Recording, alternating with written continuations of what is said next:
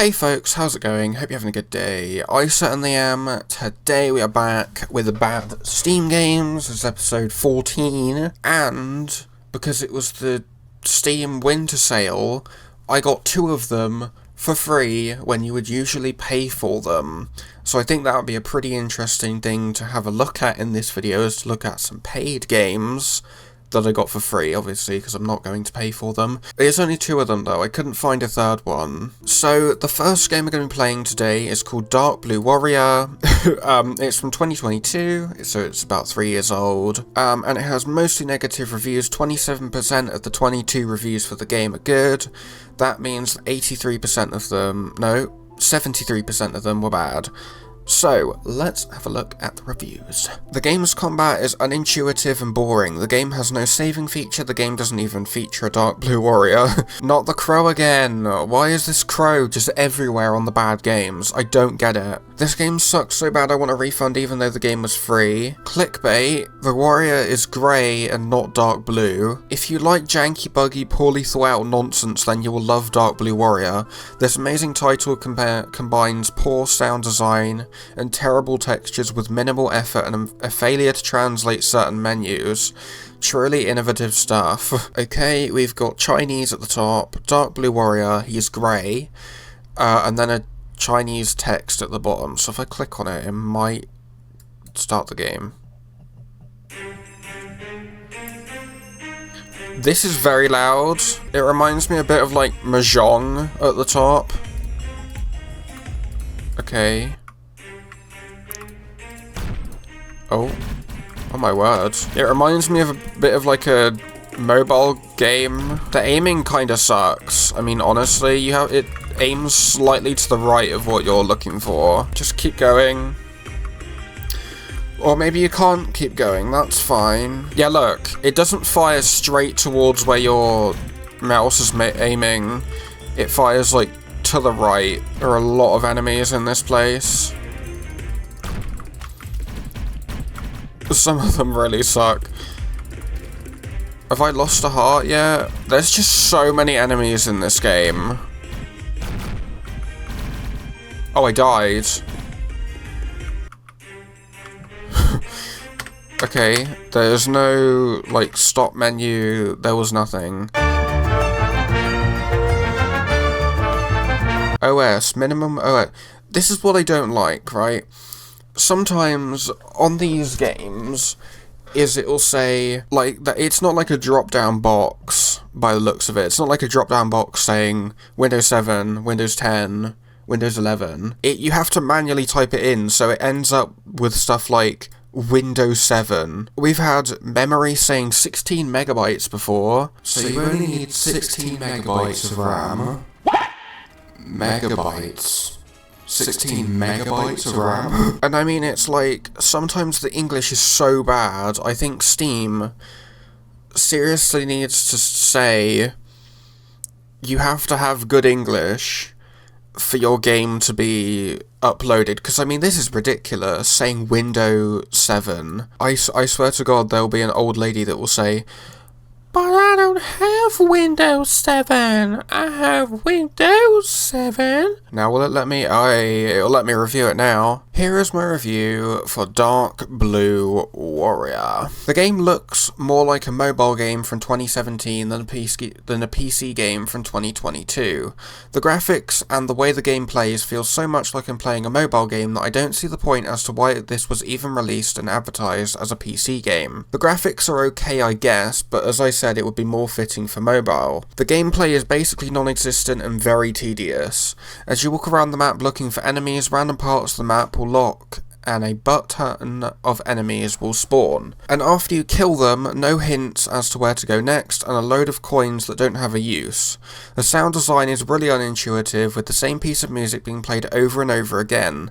It's even the same piece of music from the trailer. There is no volume control option, or any options for that matter, so the game is constantly blasting your eardrums with gun SFX, and that annoying piece of royalty-free stealth music. There is also no pause menu and basically no start menu when you first boot the game, thus the only way to quit is to use Alt F4, which again is really unintuitive. Overall, I can't recommend this. Right, the next game is the first of our 2 paid games today that I did not pay for. I got them for free on the Steam sale. If this game turns out to be good, and you're watching this video before the 5th of January, you can get this game for 86% off. So this game is called One Gun Guy. The game has mixed reviews, 69% of the 46...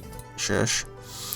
69% of the 46 reviews were good, which is okay. That means that 31% of them were bad, so it's not a lot, but the reviews are still mixed. So the game is from 2022, so it's again about 3 years old. With that being said, let's get into the reviews. I appreciate this game is cute and somewhat fun, but it's mediocre at best. Very simple and basic platforming, even simpler combat. The game on normal mode is incredibly easy, however after you beat it you unlock a hard mode which removes double jump, gliding and ammo charging. It may pose a bit higher challenge but not by much, however you can easily softlock the game if you try to go for some secrets, as there is no way back anymore since you cannot reach the exit with just a single jump. Anyway, I normally do not mind easy games, but this one lacks complexity to be good, especially the combat. Cool 30-minute game that crashed my computer when I tried exiting out during the credits. It's a fun free game, but please don't spend $5 on this when it goes off sale, especially considering parts of it are made with AI. Not good, basically feels like an asset flip. Music is looped terribly and you can hear the hard cuts where the tracks repeat. Extremely low effort, can be finished in 20 minutes. The hard mode is exactly the same thing except you can't take any damage. How is that supposed to be hard? And you can't double jump anymore, otherwise identical. Even on sale there's 100 plus other platformers you can get at this price point that are significantly more worth your time. Parts of the trading cards, artwork and profile backgrounds artwork were helped or enhanced by artificial intelligence. You had already professionally made your product, but you had to cheapen your reputation and product on AI after crossing the finish line. One Gun Guy deserves better than that. So it looks like the person that made it worked very hard to make the game and then just used AI at the last minute. That is very cheap. I'm sorry, that is very cheap. Okay, so we actually have a menu. It actually looks pretty cool. There are actually options. Okay. Okay, I don't know the controls. How do you jump? Oh, well that's wonderful. I can't... Oh, what did I do to... It's A to jump? Do you play this with a controller? Do you have to play this with an Xbox controller? I'm gonna try it. Oh, wait, hang on. Okay, I'm gonna play this game with an Xbox controller because it's easier. Oh. Oh, okay. There we go.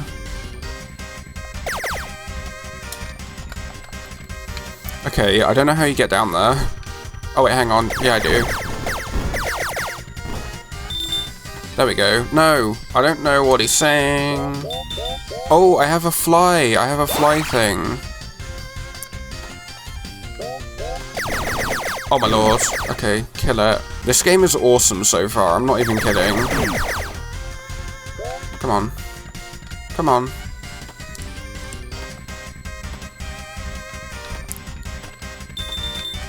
This is really cool. I feel like I missed something. I got an achievement. That's very rare in these games, is achievements. Yeah, platformers used to be my thing. Like, I used to just play these for ages. One of my favorite platformers was like, Metroid. Oh my lord. Oh, hello. Oh, wow, okay.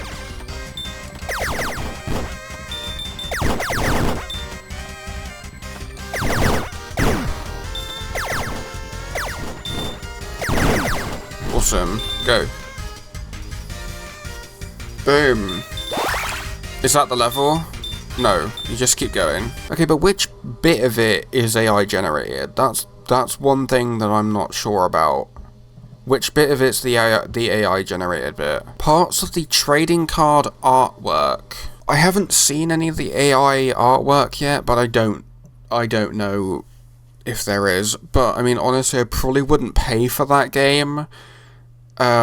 Especially £4.29. That's very expensive for that, but I would recommend it, honestly. Right, so here is my review for One Gun Guy. I don't condone the use of AI in any way whatsoever, as this game claims that it does in some places. I'm basing my review solely off of the gameplay and not the use of AI within the game. I actually loved this game. It reminded me so much of some retro platformer games that I used to play as a kid, mostly Metroid. The music was cool and the game was overall pretty relaxing to play. It's a little easy, sure, but I really don't mind. If the intention is to unwind, then this game executes that perfectly. However, there are things that I don't particularly like about this game. Firstly, the normal price for this game is £4.29, which I think is way too expensive for a game that essentially has one level and 2 modes. The game can be completed in less than 30 minutes, and you don't get many rewards after completing it, so I don't think this game is worth the almost £5 price tag. I got this game for free during the winter sale, and honestly I think it holds up well as a free game. Even at its current price of 60p, I'd say it's pretty good, but at £5 it's just not. Second, the keyboard controls for this game are kind of horrendous. The game only supports using the arrow keys to move, and to jump you need to press the A key. When trying to change the controls menu doesn't even load. It just chucks you back into the game without telling you anything. Thankfully though, the game has controller support, so when playing with an Xbox controller it was much easier. Overall, I don't really know where I stand with this game. I want to recommend it because I had a good experience with it, but then again, I don't want to recommend it because of the asking price and the problem with the controls. So with that being said, I'm going to give the game the benefit of the doubt and recommend it because there's no option for being on the fence. If I was including AI in that review, I wouldn't recommend it. That's just the way I am. I'm so against AI, you just shouldn't use it. So our last game for today is also a paid game. This game is usually, I kid you not, this game is usually $29.99, and it has been discounted to £7.49. It is called Wild Terror 2 New Lands, and apparently Santa is playing it. It has overall mixed reviews. 60% of the 1100 reviews were positive, that means 40% of them were negative. Recent reviews, though there are only 34 of them, are mostly positive. Again, I got this game for free during the winter sale, but yeah, let's get into the reviews. Game felt incredibly bland and boring. Charging over £100 for a single DLC is insane. The Lord of Pain pack is £150. That is insane. It's fun, but I'm from Asia. It's so laggy and delayed. Wasted 40 ammo on Moving Rabbit. That was funny. Not even free. Slow, tedious. Maybe wanted to be the skilling and crafting game of RuneScape, but it didn't went well. Graphics are 2003. Combat is sluggish and unresponsive. Could be great later on, but I have no intention finding out after seeing a DLC for €136. Impossible to play the game on any populated server. The beginner quests require you to build a base, and every inch of the island is taken. Bases don't decay quickly. You will be spending 50 minutes if you're lucky to proceed. Forces you to build a base, but there is no available land on the island to build the base. Can't leave the island until I build a base. Can't build the base because there is no land to build a base. Other than that, it could be fun. Great crafting, skilling game. Everything is well intertwined. Not sure about $45, but half off, yeah, it's worth if you like older style MMOs. I just hope that it's not going to be bad. Let's try the Europe main server. Let's just go for a non-PvP server, because I really don't care. Okay, let's create myself a character. Can I... Okay, that is not my hair colour. Just change it to... That's better. We're going to call myself... There we go. And then I create this character. Okay, I completed a quest. Can I zoom in? Oh, you can. Okay. It reminds me of, like, World of Warcraft. Stop snipping around naked, wear something, and then we'll talk. Okay, how do I do that? I am wearing something. Complete quest. Complete. Complete.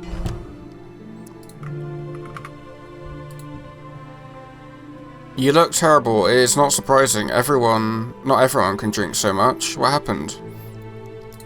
Okay, I don't care. Why is there a Triskelion up there?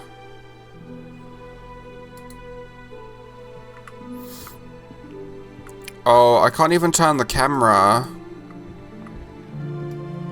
Oh, yes you can. You gotta turn it with middle mouse. Wait, can I just attack this guy over here? I wanna try this. No, you can't attack him. I remember at the beginning, I played like a bit of RuneScape, like ages ago, years ago. And it was like a RuneScape updated or something.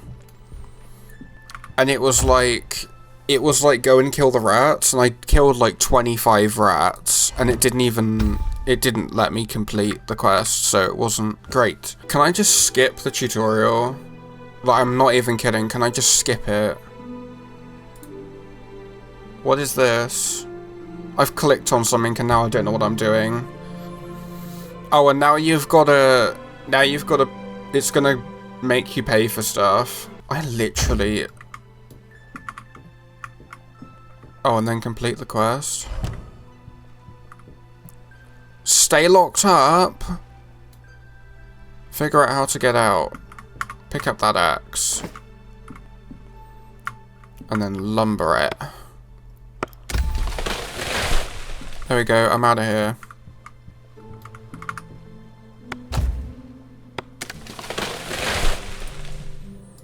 I don't understand this quest, and then just leave. Thank the Lord, I'm out of here. Are these real people? Where's, like, can I, like, not aim my camera up? This is really annoying. Oh, and I have to do more quests. I'm not doing that. Here is my review for Wild Terror 2 New Lands. It wasn't a terrible game, honestly, but I just found it way too difficult to play.